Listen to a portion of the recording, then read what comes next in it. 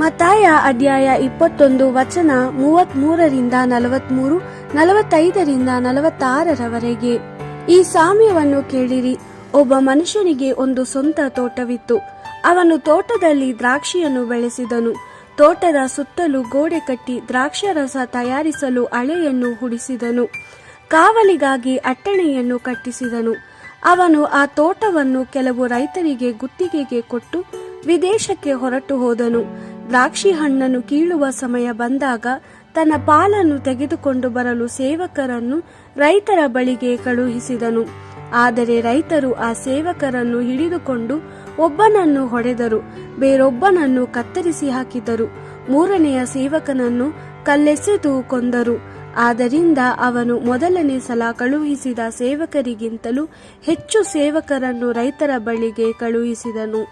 ಆದರೆ ರೈತರು ಮೊದಲನೇ ಸಲ ಮಾಡಿದಂತೆಯೇ ಈ ಸೇವಕರಿಗೂ ಮಾಡಿದರು. ಆಗ ಅವನು, ರೈತರು ನನ್ನ ಮಗನನ್ನು ಗೌರವಿಸುವರು ಎಂದುಕೊಂಡು ತನ್ನ ಮಗನನ್ನೇ ಕಳುಹಿಸಿದನು. ಆದರೆ ರೈತರು ಮಗನನ್ನು ನೋಡಿದಾಗ, ಇವನು ತೋಟದ ಒಡೆಯನ ಮಗನು, ಈ ತೋಟ ಇವನದ್ದಾಗುವುದು, ನಾವು ಇವನನ್ನು ಕೊಂದರೆ ಈ ತೋಟ ನಮ್ಮದಾಗುವುದು ಎಂದು ಒಬ್ಬರಿಗೊಬ್ಬರು ಮಾತಾಡಿಕೊಂಡರು. ಆದ್ದರಿಂದ ರೈತರು ಮಗನನ್ನು ಹಿಡಿದು ತೋಟದಿಂದ ಹೊರಗೆಸೆದು ಅವನನ್ನು ಕೊಂದು ಹಾಕಿದರು. ಹೀಗಿರಲು ತೋಟದ ಯಜಮಾನನು ತಾನೇ ಬಂದಾಗ ಈ ರೈತರಿಗೆ ಏನು ಮಾಡುತ್ತಾನೆ?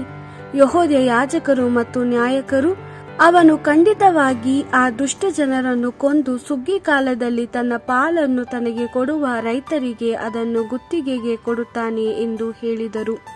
ಯೇಸು ಅವರಿಗೆ, ಖಂಡಿತವಾಗಿಯೂ ನೀವು ಇದನ್ನು ಪವಿತ್ರ ಗ್ರಂಥದಲ್ಲಿ ಓದಿದ್ದೀರಿ, ಮನೆ ಕಟ್ಟುವವರು ಬೇಡವೆಂದು ಬಿಟ್ಟ ಕಲ್ಲೇ ಮೂಲೆಕಲ್ಲಾಯಿತು.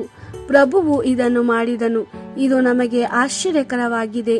ಆದ್ದರಿಂದ ನಾನು ನಿಮಗೆ ಹೇಳುವುದೇನೆಂದರೆ, ದೇವರ ರಾಜ್ಯವು ನಿಮ್ಮಿಂದ ತೆಗೆದುಹಾಕಲ್ಪಟ್ಟು ಆ ರಾಜ್ಯದಲ್ಲಿ ದೇವರ ಇಷ್ಟಕ್ಕನುಸಾರವಾದ ಕಾರ್ಯಗಳನ್ನು ಮಾಡುವವರಿಗೆ ಕೊಡಲ್ಪಡುವುದು.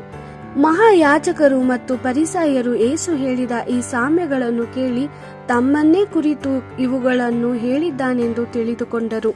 ಅವರು ಯೇಸುವನ್ನು ಬಂಧಿಸಲು ಉಪಾಯ ಹುಡುಕಿದರೂ ಜನರಿಗೆ ಭಯಪಟ್ಟು ಬಂಧಿಸಲಿಲ್ಲ, ಏಕೆಂದರೆ ಯೇಸು ಒಬ್ಬ ಪ್ರವಾದಿ ಎಂದು ಜನರು ನಂಬಿದ್ದರು. ದೇವರ ವಾಕ್ಯವಿದು.